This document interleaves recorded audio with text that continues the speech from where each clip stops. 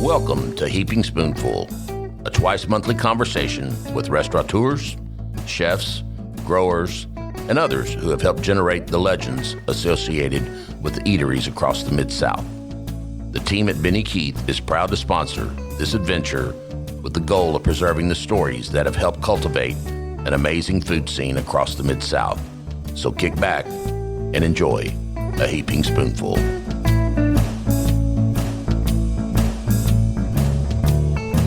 Hello, all you food fans out there, and welcome to another episode of Heaping Spoonful. It's our 30th, actually. Time flies, as they say, when you're talking about food and having a good time. I'm Kelly Bass. I really love talking to so many great chefs and restaurateurs across the Mid-South as we've recorded these podcasts. So thanks to Benny Keith Foods for giving me that opportunity. I'll tell you that talking about food is much more enjoyable than writing about it, which I did for more than 30 years as a restaurant reviewer for 2 Little Rock, Arkansas newspapers and a couple local magazines. Today, our guest is Lou Martin, the namesake and driving force behind Uncle Lou's Fried Chicken in Memphis. Welcome to Heaping Spoonful, Lou. Well, I'm glad to be here. Thanks for having me. Oh, great to talk to you again. You are one of the most fun, gregarious, engaging restaurant owners I have ever known. And you really have that, what I think there's a famous song called Cult of Personality that helps you connect with your customers. Is that just who you are and how you carry yourself at Uncle Lou's? Well, I hate to pop my own collar, but I definitely have to agree with you on that one. And like I said, just being myself, you know. It's easy to laugh. It's easy to make people laugh when you can laugh. I agree with you. And but I do think a lot of people who like your restaurant like it a lot. I mean, the food's great, but they like it because they like you. And I will tell you, your success story is not a typical one. And we're going to wait a while, so don't spill the beans here. But we're going to wait a while to talk about the big break you got all those years ago that really helped you become what your restaurant is now. But to start, it sounds like you got pretty handy in the kitchen when you were just a kid, right? Helping your mother. Tell us about how you learned to cook and why you learned to cook. Okay, that was absolutely correct. I, as a kid, growing up in the early 60s, mid-60s, just hung around my mom a lot, and I like to use the term, I've never been to a culinary school. I'm kind of like mama talk type thing. So I just had a knack for being in the kitchen, and my mom and I, back when I first started, we baked cakes and cooked this, and she would give me hints on, what at the time was, I didn't call it back then, what flavor profiles work together. She just had a knack for putting this with that and trial and error, and, if you don't try it, you'll never know type thing. So as long as I got the basics on what to do, I like to add my own little flavor to it. Sure. And you got either brother or sister, right? And I guess you helped make sure they had something to eat when your mom was busy? I got you. Yeah, that goes back to my mom being a single parent, 3 boys. I mean, my brothers were big boys. They both played high school and college football. So as back during when RCA left and moved out of the country, that's where she worked. So she lost that job. And in the meantime, she had gotten a part-time job as a cashier at a local supermarket. So she decided to go back to school herself to become a cosmetologist. So during schooling and working and me being the oldest, and plus I already liked being in the kitchen anyway, so it wasn't a big jump for me to get there and kind of, help take care of the brothers. But I got a little funny story. Sure. Speaking of trial and error, I remember the first time I tried to smother pork chops. I had seen Mom do it, but I had never done it. So as I get them, kind of browned and take them out and trying to make the gravy, so as I'm putting the flour in, I had no idea that I should have used maybe 2 to 3 tablespoons instead of 2 cups of flour. Yeah, it was funny. So what I ended up doing was going next door to get the neighbor, because it was kind of like a surprise dish from my mom when she got home. And I was all frustrated as a kid. And she said, "No, baby, you're doing things. I want you to put too much flour." So she took out maybe like 90% of what I had and let it brown and added water. So, like, again, everything is trial and error. And I share that with my kids and the other people that ask these things about cooking. It's your own flavor. You just need the basics to get started. Yeah, that's sort of like the time that somebody told me to put 1 clove of garlic in my chili, and I thought a bulb of garlic was a clove of garlic. And so the next day I was at work and I could smell the garlic coming out of my pores because I'd ate so much garlic. I can imagine. Yeah, that wasn't so great. And I can also imagine if you had younger brothers who turned into football players, they were hungry young men, and so you had to help your mama feed them. So that's no doubt about it. So, and I really enjoyed it. Yeah, so I tell you what, though, I've talked to enough folks to know that just being a good cook is not necessarily a great reason to open a restaurant. But there you were in 1985. You're 26 years old, and you opened Catfish Express. How did that ever happen? How did you decide to do that? How did you have the money to do that? How did it go once you did it? Let me bag on one step before that one. I want to add one more little caveat to the cooking for my brother, the football player. Now, after I learned that stuff, when my brother, the one behind me, was a senior in high school, he played quarterback, and I would make sure that he had a pregame meal before every game, and they went undefeated that season. So, yeah. So now getting back to the cooking. Go ahead.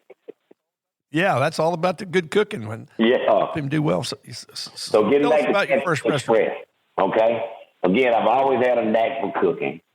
I've always, wanted to run a business or what have you. Now, with my time being in the a meat cutter, a journeyman meat cutter, if you think about it, in 83 to 85 is when pond-raised catfish first came on the scene. Right. And I knew then, not knowing anything about a business, but I knew the difference between the flavor of that and river cat was like night and day. So that's why I got the bright idea to go in. Just had an idea, I had a little money from my stock that I had saved up. So I decided to go in and start a business, me and my brother. And everything we had was good. The recipe was good, but we were willing. And see, not knowing is what hurt a lot of people that go into the restaurant industry. Because I had a good idea, a good product, but I didn't put it in the right place at the time. So with that being said, the area has to support what you're selling. So at the time, the difference between pond-raised catfish and river cat was probably $1 plus per pound difference. And it hadn't been around long enough for enough people to try it to realize this is like night and day. And that's where we are now. So I kind of got my feet wet in that. And needless to say, it didn't go out, and thought I'd never do another restaurant again. But of course, I've learned over the years to never say never. Now I say I never planned to do this or that. It's kind of learned experience, Right. And so you were out of the restaurant business, and you had a friend or a colleague or somebody that said, "Hey, there's this space on Mill Branch Road that you need to go look at," and I guess you went down and checked it out, and that's where you are today. So correct, but it's a couple of steps in between it. Okay, what were those steps? What were those steps in between? Well, we're gonna call them stepping stones that I missed, maybe, because after I did Catfish Express, decided not to get back into the restaurant business for a while. Went back to work. I was a meat cutter by trade, so I did that. And then I got this bright idea. My dad was in a motorcycle club. And they would go to different cities and have what they call a roundup, kind of like the Cowboys did back in the old days. So anyway, whichever city had the most people to show, that's where it was the next year. So that's when I got started with the Turkey League. So Turkey Express came in between Catfish Express and Uncle Lou's. So he just called me out of the blue, said, "We having this thing, do you think you want to cook something? I like children." And I'm like, "Sure." So I kind of got my feet wet. Of course, that one went so well, and plus with me not knowing what I'm doing, so I'm thinking it's going to be like this every time. So I took that and took a flatbed trailer. We kind of framed it up with tubing and made a concession trailer out of it and went into the concession business. And needless to say, it was probably 5 to 8 shows later before I even made any money again. So that first one kind of threw me a curve that I thought they all was going to be like that. But again, I'm just not a person that believes in giving up. So finally, the Turkey League took off. We went to, I did the Olympics in '96 down in Birmingham for the Olympic soccer. Didn't do well because, again, I'm just new at this with no really background or training. I kind of went to the school of hard knocks, paying for my education that way.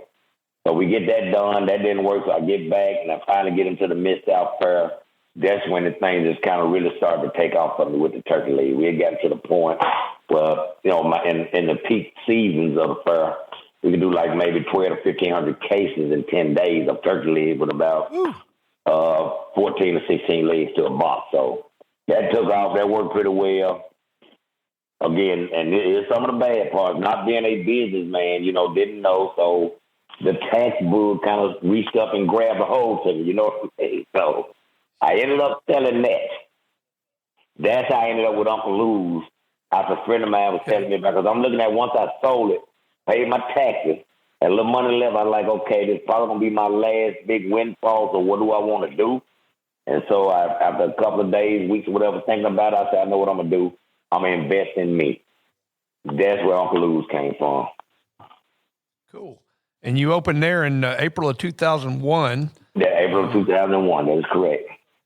Actually, April 4th, 2001, and not realizing at the time the significance of that date. It just happened to be the first Monday in April. And once again, I'm so busy getting things together, I'm like, oh, this is Dr. King's holiday. So, assassination. Right. Yep. So we kind of got that. That was everything kind of worked out on its own without even knowing that would be a great day for a opening. So. Yeah, it's a big day. I went to college in Memphis, and I've been in Memphis on many an April 4th. Okay. It's a sad but special day for sure. It is. So did you know much about, obviously you'd made turkey legs and obviously you'd cook catfish. Did you know much about cooking chicken when you opened up Uncle Lou's? Oh, man, I've been waiting on that question. Let me tell you, because it is definitely not a cliche. Our fried chicken comes from my great-grandmother, my mom's grandmother. Fabulous. Okay? Fabulous. I remember it as a kid. That's why I tell people, man, whatever you learn is yours for life. So absorb as much knowledge as you can, because you never know when you may be able to use it or need it. And it was kind of funny because I was never getting back into the restaurant business again. And when this Uncle Lou's building came available, my mentor, Charles Mason, called him Mr. Pee-wee, or my wife used to call him my other daddy. But he came along with me every step of the way, from the from the Turkey Express to the concession business. And he was the one told me about Uncle Lou, but I had a bitter taste in my mouth about it. He said, Lou, there's a building down on Mill Branch, go look at it. I'm like, okay, fine. I didn't want to, tell him, but I'm like, in my mind, I'm not going to look at it. Why would I go look at it when I don't want it? So he called me the second time. I'm like, I can't keep letting him down, so yeah, I go look at it. Of course, I didn't go look at it. And as fate would have it, on that third call, I was in the area. I'm like, Pee-wee, I promise I'm going to look at it right now. So I come in the door with a preconceived notion that this ain't what I want, and I'm just doing this because a friend of mine asked me to do it, or my mentor. So I walk in the door, and I made this guy a ridiculously crazy, non-acceptable offer. And he's like, I can't do it for that. So I shook his head and said, thank you, I appreciate it. I just told Pee-wee I was coming by to see you. So I left. Before I could get to the freeway, the phone rang. He's like, come on, man, let's do the deal. I'm like, what? He's like, yeah, let's do the deal.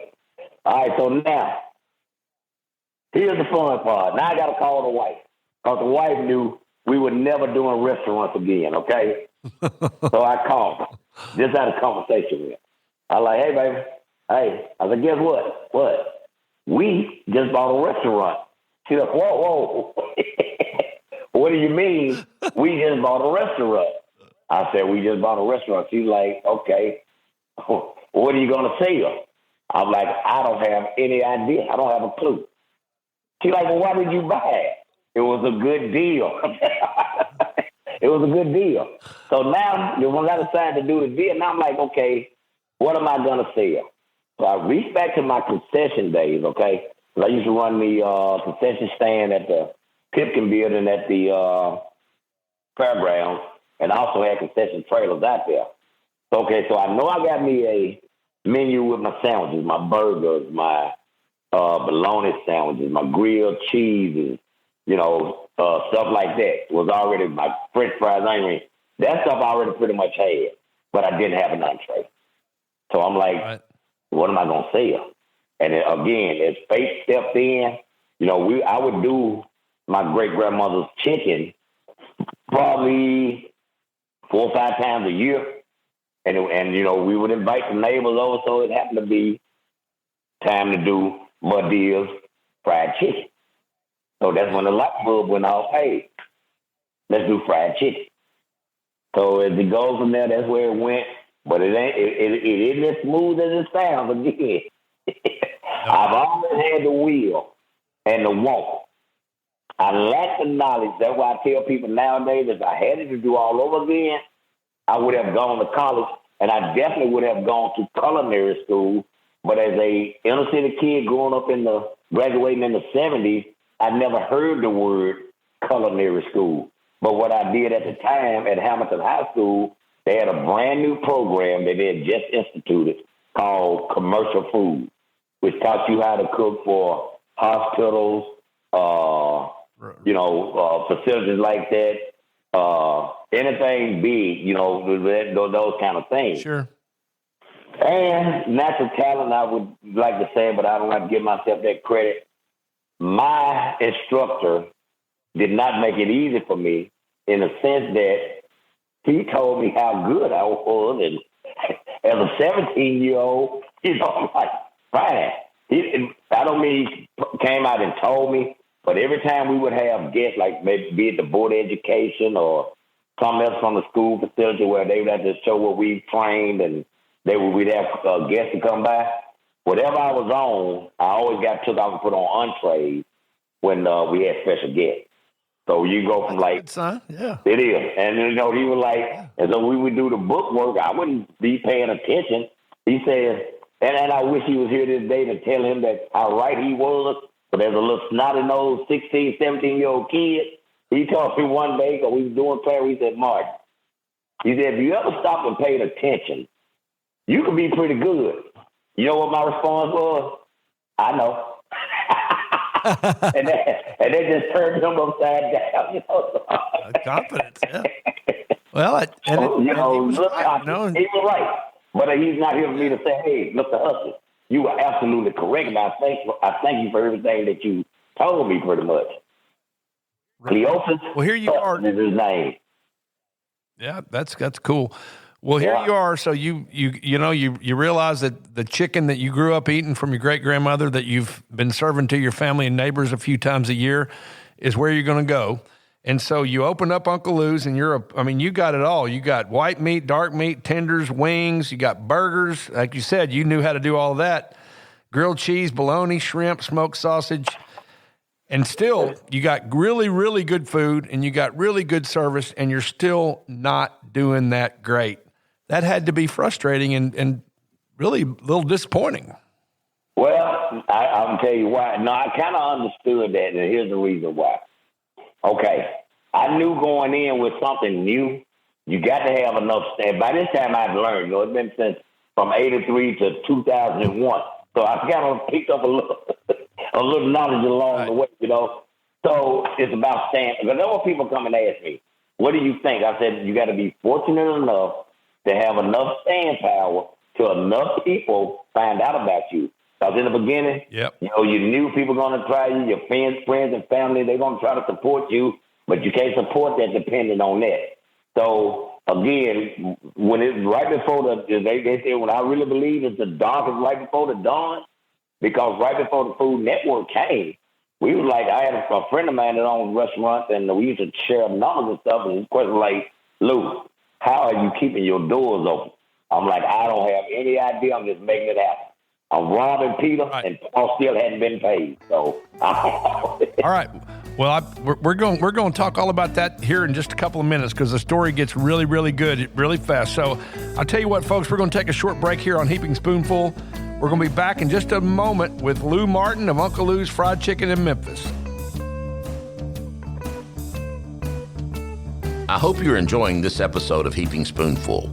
We at Benny Keith Foods enjoy talking about the food scene almost as much as we enjoy providing the top quality ingredients that help restaurateurs and chefs across the Mid-South create their magic. Now let's dive even deeper into the culinary world with your host, Kelly Bass. All right, welcome back to Heaping Spoonful. Our guest today is Lou Martin, Uncle Lou of Uncle Lou's Fried Chicken, a unique and acclaimed restaurant in Memphis. So Lou, here's where we left the story. You were making great food. You had good service. You had a small but loyal group of folks who were coming and eating with you. But just as you said, not enough people knew about you. And then you got a phone call that changed your life. And it was the Food Network. Specifically, it wasn't just the Food Network. It was the producers of Diners, Drive-Ins, and Dives. So tell us about, here you are just trying to make ends meet, making good food. Tell us about getting that phone call. Well, it's a hard-wrenching, and it's so, every time I talk about it, it kind of gets me a little emotional because I understand what it did and what it can do for other people as well. So I get that call, of course, and I'm like, yeah, right, this so-and-so from the Food Network. I'm like, yeah, right, so finally she's like, no, seriously, it is. So as we go on through talking about, to me telling how thankful I was, this, that, and the other, and I'm like, when are we going there? They're like, slow down. It's a process. Like a process. So what they did was, first they wanted to know if you was interested, and I couldn't imagine people that wouldn't be, but according to them, you would be shocked if people like, I'm not interested in national free advertising. So, Exactly. Yeah, exactly. So I'm like, sure, I'm interested in it. So here was what we had to do. They asked me to send them some stuff, kind of tell about, where we are, where we've been, this, that, and the other. I'll never forget, it was on a Tuesday. So I called my friends at Fox, actually, Tom D and Joey Sullivan, because I had done a lot of stuff on Fox, mornings when they thought they were doing me a favor. Doing them a favor when they were doing me a favor. They had this cooking segment, and, it was like 5 or 6 o'clock in the morning. A lot of times they had people to cancel. So they would call me like a couple of days before, Lou, can you help us out? I'm like, what you need? Can you come be on TV? I'm like, sure I can. When I hung the phone up, I'm like, help you out. You're helping me out. So we did that for a while. We was a regular on there, and people got to know about it. So when the Food Network came, I called Joey, and I called Tom D, Joe Sullivan and Tom D. I'm like, dude, do you have anything in the archives that you guys have done on me? I said, Food Network called, and they want. He's like, yeah, let me put you something together. And at the end of the conversation, I'll never forget it, Joe Sullivan said, would you like for me to reach out to them as well and tell them that, you've been on and how much of a natural you are? I'm like, if you would, sure. So anyway, they gave me what I had. I picked it up that Wednesday, went to FedEx, overnighted it. They had it Thursday. So when I talked to them on Thursday, they're like, he's a little aggressive. I'm like, of course, because I know what it means. I know what it means. So When they got that, I'm like, so when do we have? They like, calm down. It's still a process. So now the next step in the process was everything. Oh, yeah, and I sent them some stuff from the commercial appeal, all my clippings that I had or write-ups, and I sent the video for them to look at. So they said the next step was they give it to the producer. The producer would look at it, and they would determine whether or not they would use us. So that, what was it, 4 or 5 days? Seemed like maybe a month and a half waiting to hear back. Sure. So now I finally hear back from them, okay? And when I hear back from them, what I heard was, we're going to use you. I'm like, cool, when? We'll let you know. So it came down, right? So during the meantime, I'm so upside down. Now, before I let her go, I was literally in tears. It was okay. I'm like, yes, ma'am. I said, but let me tell you how thankful I am. I said, you just don't know how hard I've been praying for a national shot or an opportunity. She kind of smiled and said, well, you from what we're looking at, you deserve it. Well, I'm like, thank you. So in the meantime, while we're waiting on those, I'm so upside down. I'm literally, Kelly, this is not an exaggeration. I promise you, I was probably 30 to 45 days of shutting the door because I just didn't have the clientele, the customer base for it. I knew I had a good product, but I just didn't have the clientele. So what I did was, I tell people all the time, if you owe people and you can't pay them, don't dodge. I picked up the phone and called them. At the time, that was before I met Rusty, of course, and I was dealing with another food supplier. And so when I called them, I'm like, okay, here's what we have. And I mean, I just laid out, I said, you got two options. Now, I owe them, but I'm giving them options, right? Yeah. Where's this guy from? You got two options. I love it. Yeah, so you got two options. I said, the Food Network just called. They're going to do a segment on us. If you can bear with me, let us get through this. I know I should be able to clear up all my debt with you guys, and we'll be friends for life. I said, or you can sue me, and I'll probably file bankruptcy, and you won't get anything. So if you go with plan one, if it doesn't work, guess what? You still can come back and take me to court to get your money. So it's like a no-brainer. And that's my point about talking to people. Just put it on the table. Just be, straight with them or whatever. Because a company like that, what are they going to say? No, we're going to do it anyway. And then what happens if you do pick up and take off? Then you'll never deal with that company again. So that's what happened. We had same thing with my landlord. I talked to my landlord. I've been there for a few years. Explained the situation to him. So everybody kind of gave me, and now this is in January, okay? Take it. This is in January. So I'm still going to pay you a little bit at a time here. My show didn't air until August. So it still was a couple of really, really rough months in there. And when the thing finally aired, it kind of like just blew the doors off. And again, that was in 2005, I think. No, 2008. That was in 2008. And up until 2020, which they did again this year, with 2019, we're through 2020. Every year, during travel season at the beginning, they would run my episode. Why? I have no idea, but I'm so thankful. They would always run it like in maybe March, April, and we would start getting phone calls. We coming through Memphis in June, August, September. Just trying to make sure you guys are there, that kind of thing. So you'll get a lot of people going to Louisiana. Well, we did before the pandemic, going to Louisiana for cruises or going to Florida for vacation, and vice versa, coming back. And getting back to my friend Pee-wee, that's what he told me. I'm like, why would I get, because I looked at it like most people do. Why would I get this spot? Well, I mean, how can I make money here? And his words, he gave me a challenge. He said, you got 240 on this end, and you got Interstate 55 on that end. If you can't get them in here, it's on you. So he gave me a challenge. Yeah. That's what it was. Yeah. So, and I like challenges. So when when it first came on, you just saw an instant rush of new business, right? It was one of the cases, Kelly. You wait for it, you pray for it, and it was one of those days where I'm watching the clock like an employee. That's how busy I'm. Like, please hurry up and get here at 9 o'clock so I can lock these doors. Right. It was that kind of a moment. Then, you know what I mean? Yeah, and they come from all over because again, right off 240, right off Interstate 55, and you're in the middle of the country where people are passing through. That is I bet correct. you got people from all states and other countries, and so every time they replay your show, what you said, they did it a lot of times right at the beginning of travel season. You saw another big bump, right? Every year since 2008. Oh yeah, and it just continues. But what really fascinates me is my online store. That's nuts. Yeah. So, yeah. And then in May 2020, so here we are, and we'll talk more about this in a minute. Okay. In the middle of this pandemic, you learn you're going to be featured again as Guy had to change the way he did his business because of COVID-19, and he checked back in with some of the restaurants that he had featured before. Correct. So you're one of those. So and the way I understand it is on that episode, you walked him through how to make your fried chicken as well as your sweet spicy love. Let me say it like this: sweet spicy love. I love it.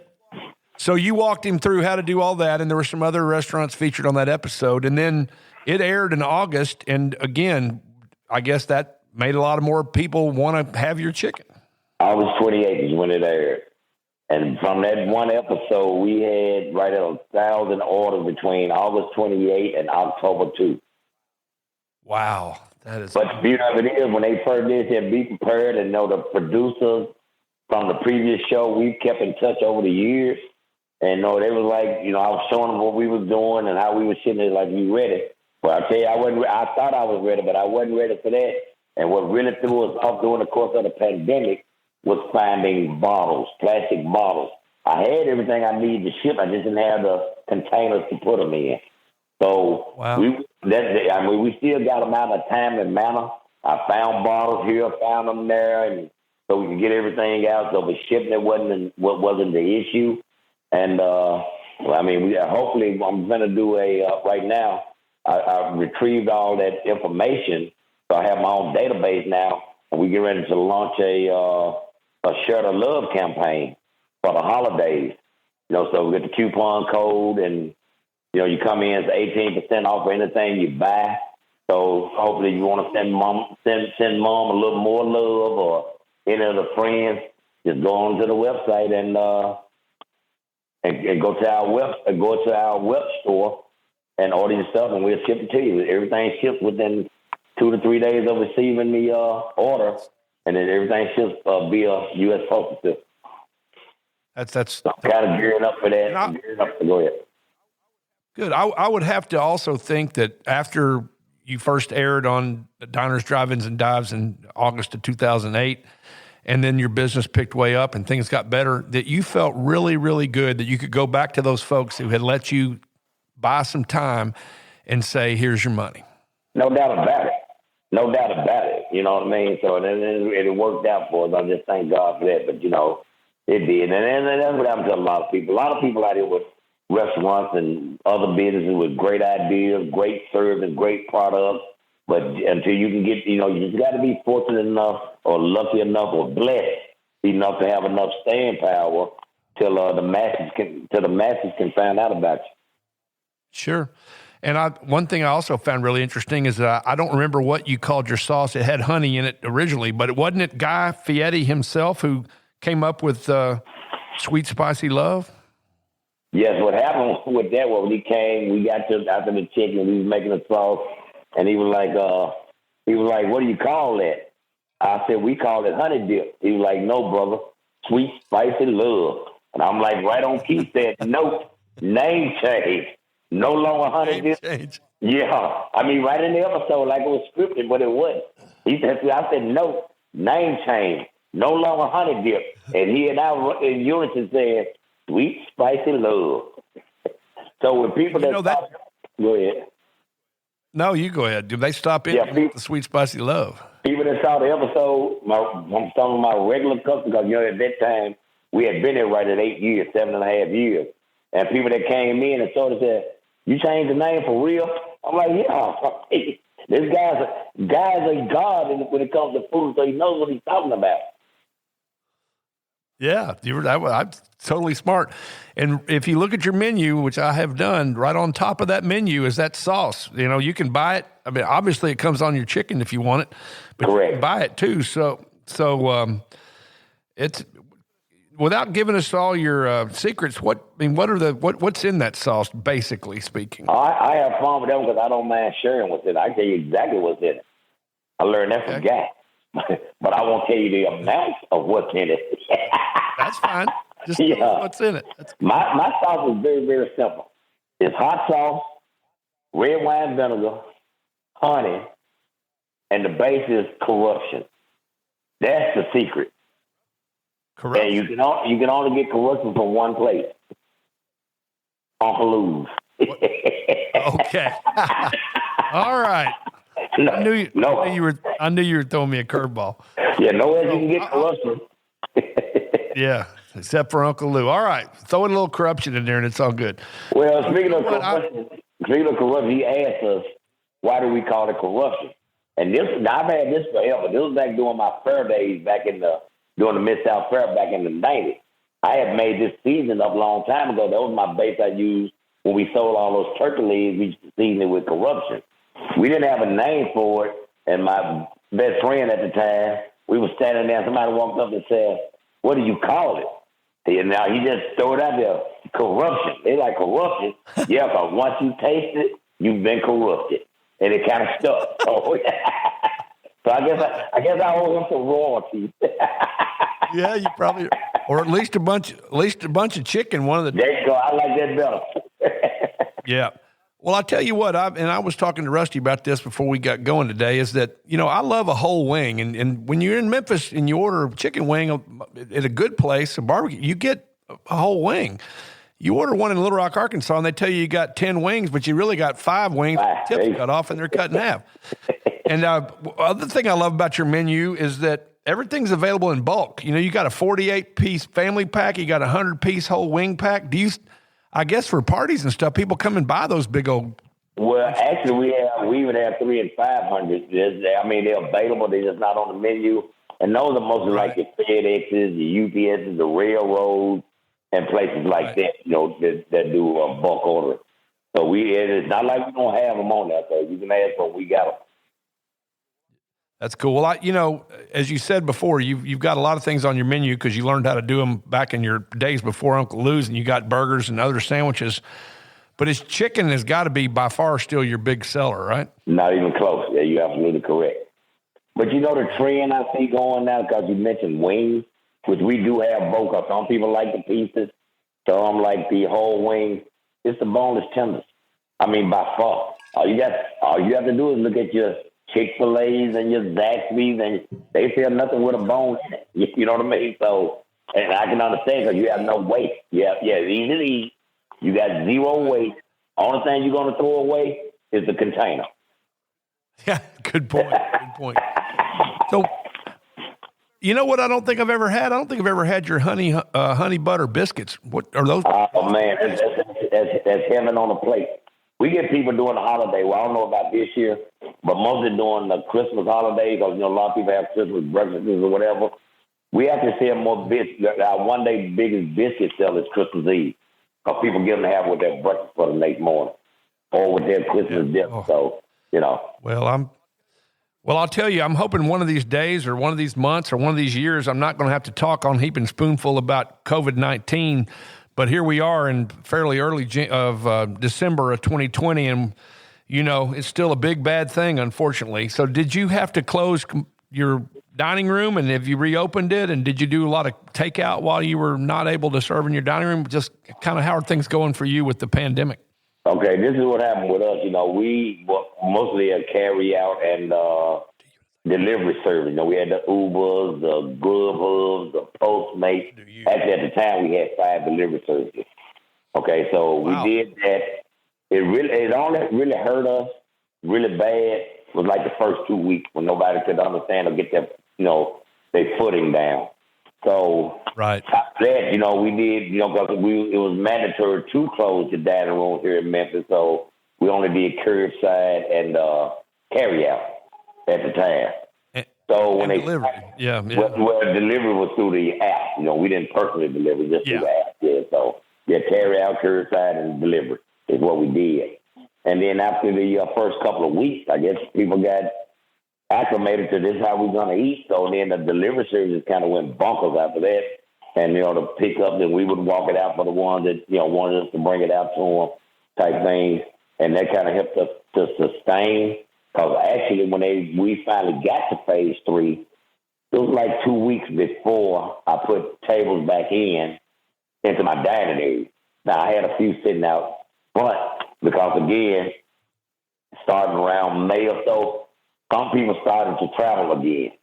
And I would see them sit there and eat in their cars. I'm like, what can we do? So we put the tables out. And then in Shelby County, they opened up to 50% capacity. But I only stayed at like 25%. We did all the safety features, put the plexiglass up. I invested in me one of those electrostatic sanitizers. And we would, we would fog the dining area, the kitchen area on a daily basis. It was a non-residual chemical that we used that was approved for restaurants, hospitals, nursing homes, hotels. So it was a food-grade product. And we pretty much made it that, and thank God we pretty much came through so far, knock on wood, unscathed. So we try to keep it like that. We definitely in the mask protocols, the dealing with your customers or whatever. That's the only contact we would have. So even on refills now, it's a little extra cost, but I think it's worth it. Instead of refilling cups, we'll give them another cup. Right. That makes Yeah. sense. So those Good. Well, kind of things continued good luck, and let's hope that this thing gets past us here sometime in 2021, and I can come have me some sweet, spicy love right there at Uncle Lou's. But before we finish up today, though, I got maybe the world's biggest Uncle Lou fan here. He wants to say hi to you too. So. What up, Ray? Hey, Lou. Hey, man. What up, hey, man. This is, as Kelly said at the first of the podcast, this is number 30, and this is the first one I've been on. So when I figured out we were gonna have you on, I said, hey, I need to get on there because one thing I need to do is I need to do my Uncle Lou impersonation. Here you come. Go for it. So, but I'm gonna tell just a real quick story. I was one of those that found you after you aired on the Food Network. My wife Stacy and I were over in Memphis, and we had seen you on there, so we got to go there, and we go there to eat, and of course I loved it, and there you are in the dining room, and I said, well, I'm gonna introduce myself to him, and Lou and I look like brothers, frankly. You look a lot like We do. The same age. We're the same age, the same size, and maybe different races, but that's okay. And Lewis has a ton of cowboy memorabilia there, and I introduced myself, and I tell him I'm a food supplier, and I've got trucks over in Memphis, and I said, you a Cowboy fan? He goes, oh, Rusty, I've been a Cowboy fan since the beginning, and just went on and on. I said, well, we supply all the food for the Cowboys, and I said, every once in a while I can get a ticket or two, but they usually go to my customers, so you might want to become a customer. Well, of course, we worked that out. And then Lou and I have become real good friends, been to a few Cowboy games together and such. And there was an opportunity for us to do some supply some food for Memphis in May one year, and got called into the mayor's office. And I said, well, we don't cater. I said, we can provide the food products, but, we don't really have the equipment to cook it. And we start talking around the mayor's boardroom table and talking about, who could prepare it. And they said, we can find somebody to prepare it. And I reached over to my sales manager and said, you think Lou can do that? And one of the mayor's guys says, who are you talking about? I said, Lewis Martin. He goes, you know Lewis Martin? I said, I do. That's how well you know him. And I said, well, pretty well. I think I do a pretty fair Lewis Martin impersonation. And he was the guy that you went to high school with. So I break out into my Uncle Lou impersonation. So here it is. Hey, Rusty. Hey, man, it's Lou. Hey, I need to talk to you about that 8-piece. All right. You got it. We got Lou and would-be Lou on the podcast. So, hey, I thank you to both the Lou's here with us today. Hey, Lou, I really appreciate you. Let me finish with this, if you don't mind, Kelly, because Russ is really not giving himself as much credit as he should. Actually, everything he said is correct, and what he told, that's what made me fall in love with him. He's like, look, no pressure. I'm not coming there to steal. I like your product, this, that, and the other. He meant every word he said. So, and I appreciate when people come to you to show you who they are without an ulterior motive. You know what I mean? And so he doesn't give himself enough credit for that, because it was a while after that before we started doing business, and I'm glad it's one of the best things I ever could have done. And again, I really dearly consider him a true friend. So it's one of those guys, business, but we also have a friendship, on the side as well. So and Russ, I really, really mean that. And I want to say it, man, you've been a godsend. Renee loves you. The kids love you. And I just really appreciate everything you've ever done. And if there's anything I could ever do, let me know. And Kelly, I hadn't seen you since Memphis in May. I don't do it anymore, but I'd love to see you again as well. I appreciate it. And I'll tell you what, Lou, you keep spreading that sweet, spicy love all over the world and connecting with all your guests there at Uncle Lou's. And I hope the Food Network keeps showing your Triple D episode over and over. So, and I'm telling anybody listening to this podcast, if you are ever in Memphis, right off the interstate, 2 different interstates, go see Uncle Lou and enjoy sweet, spicy love and fabulous chicken. So thanks to everybody for listening today. New episodes of Heaping Spoonful are posted the first and third Tuesdays of each month. So keep an eye and an ear out for them. Thanks, everybody. We hope you enjoyed this episode of Heaping Spoonful. On behalf of all of us at Benny Keith Foods, Mid-South Division, please know how much we love connecting you with the legends of the culinary scene and their unique stories. I look forward to the next time we can offer you another Heaping Spoonful.